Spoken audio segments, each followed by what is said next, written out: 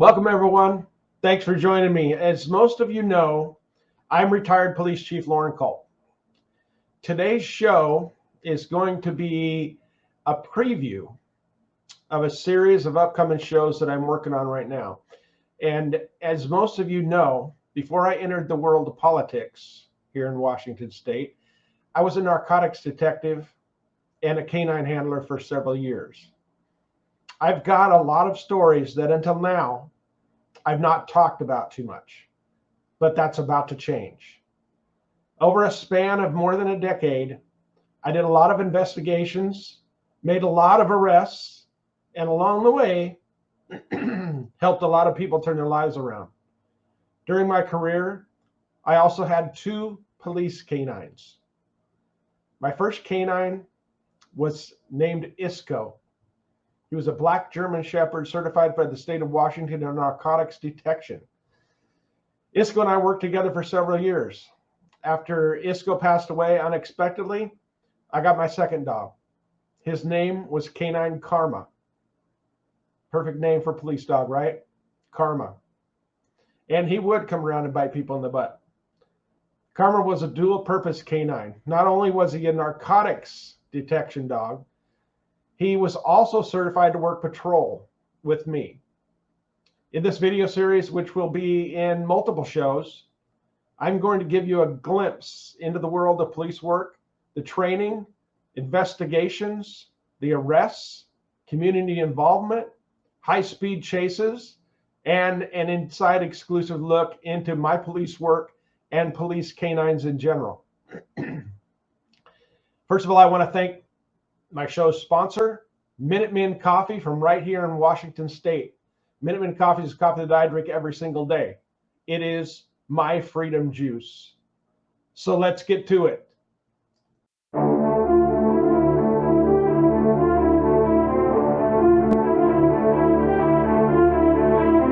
And it's been said if we lose that war, and in so doing, history will record with a great...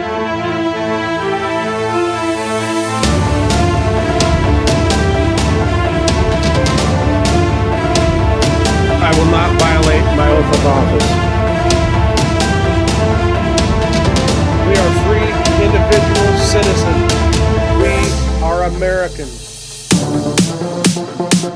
Quiet on the set. It's go time.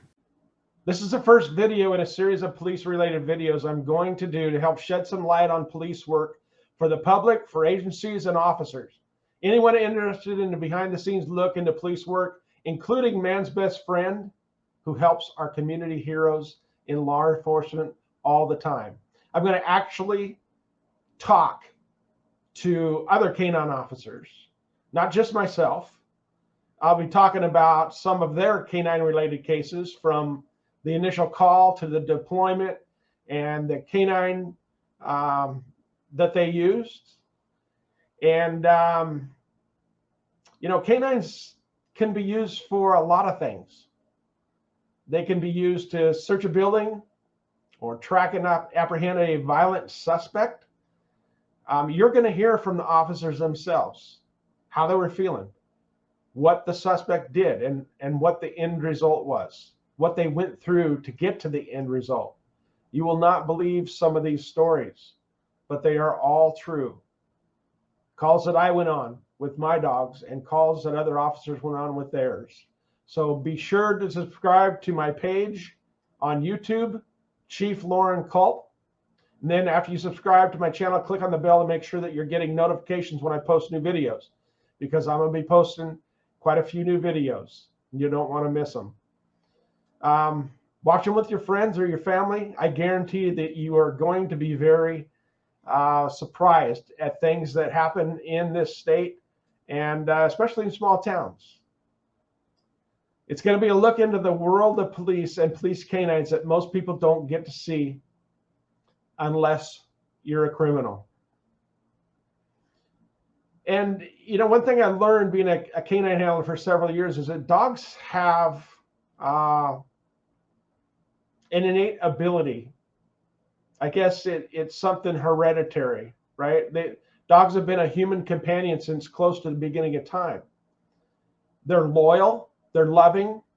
and protective of their pack. It's just instinctive for dogs.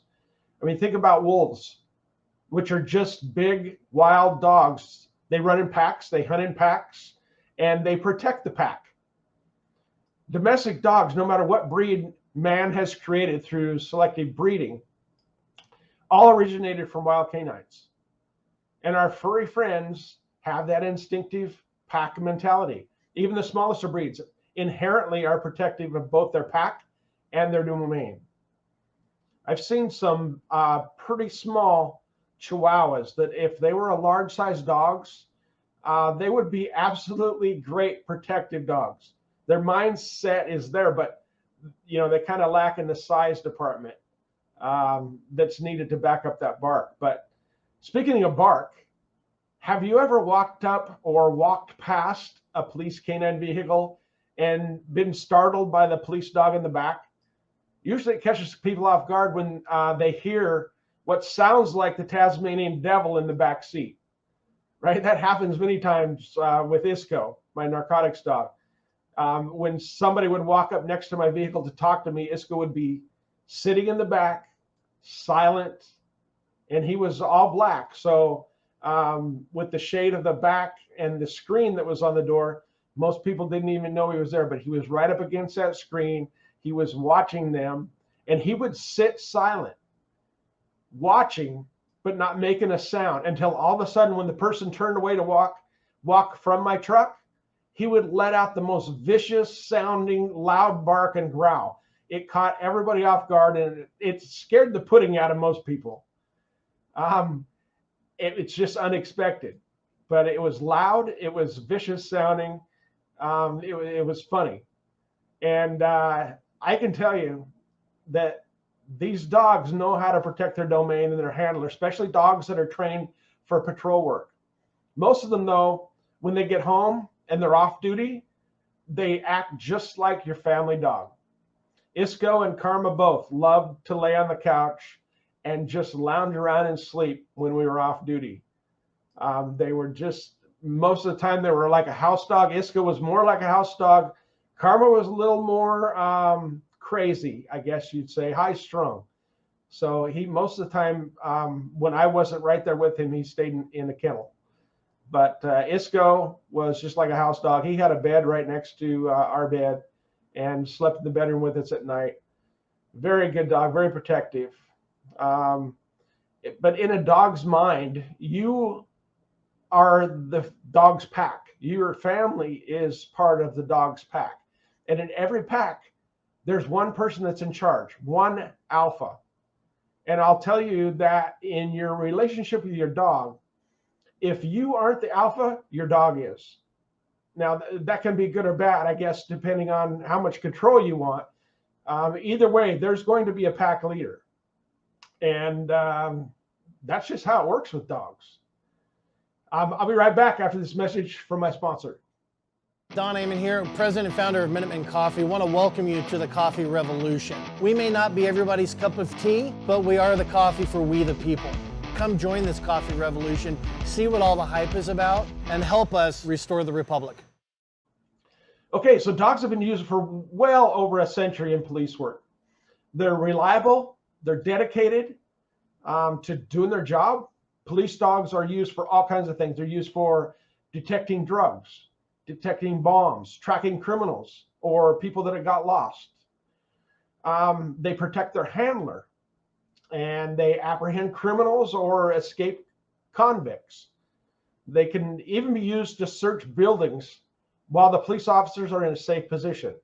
Instead of the officer having to go room to room and exposing themselves to danger, possible criminal, violent felon hiding in the building, a dog could do an initial search and clear a house or a building of any kind in a fraction of the time it would take officers to do it safely.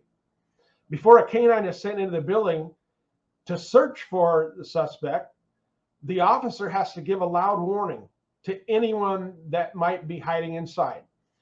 And it usually goes something like this: police with a canine, come out now or you will be bit.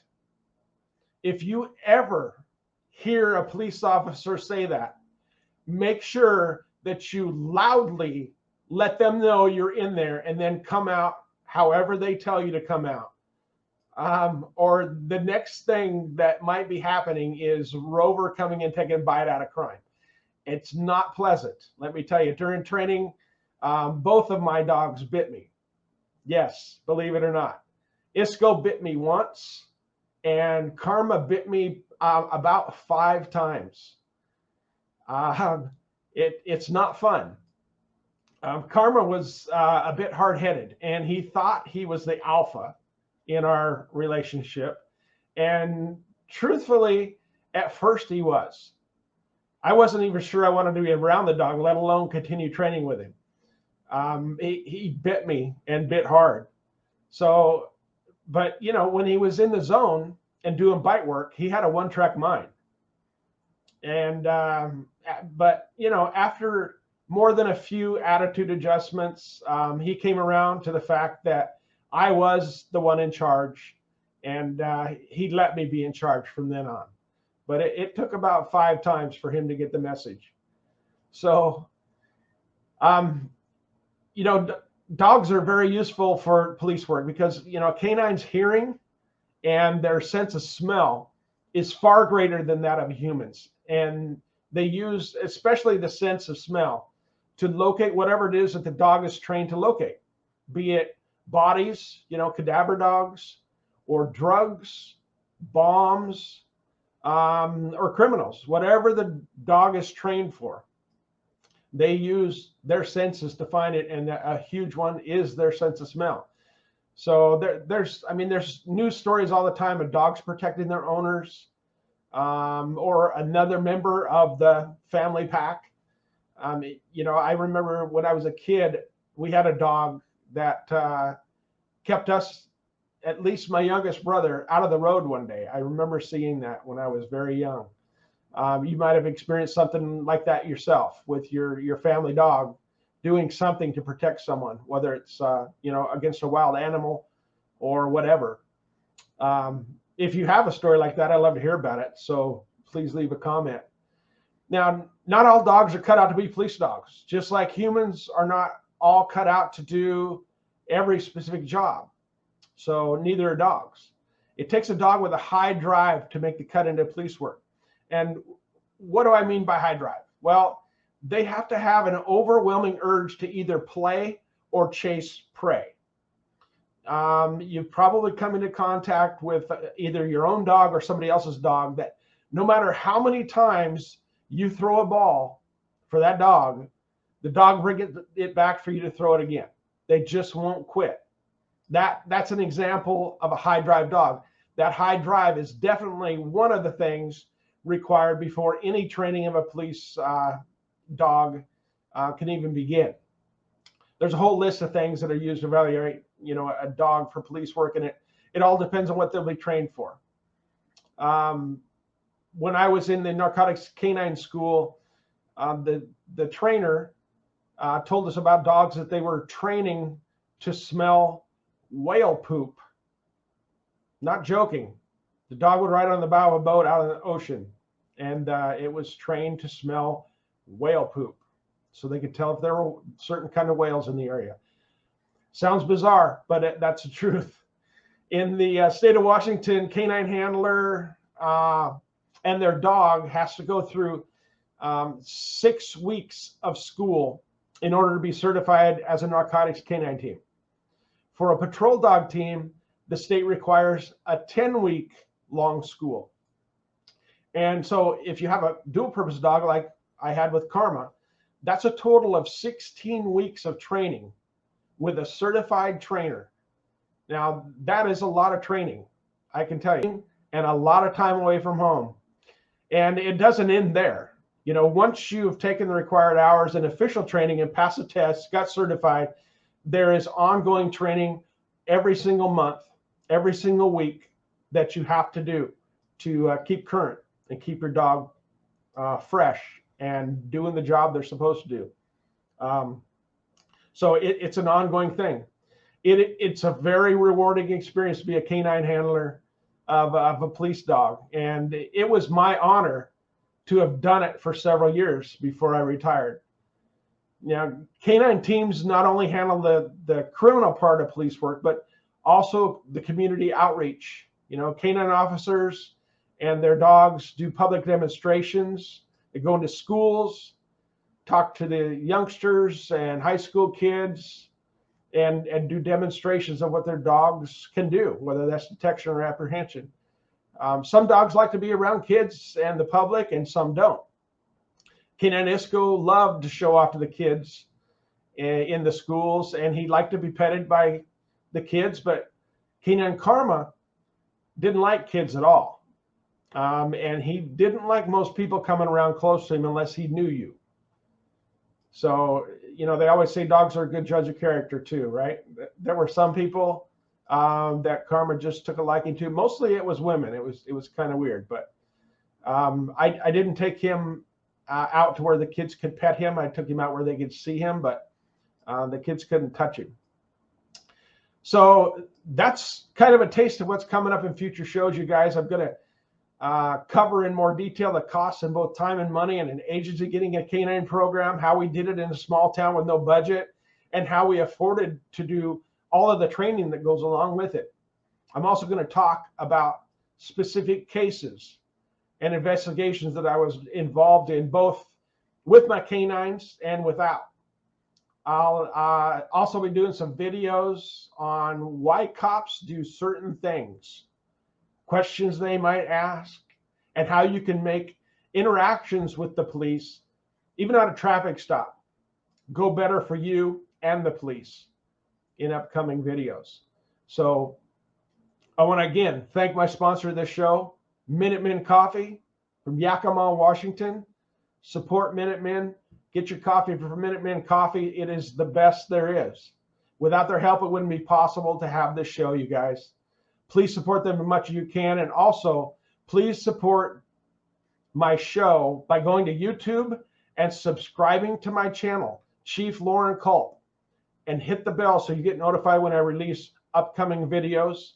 I'm really looking forward to doing this series, give you guys an inside scoop on police work and how to handle things. I appreciate it, you guys.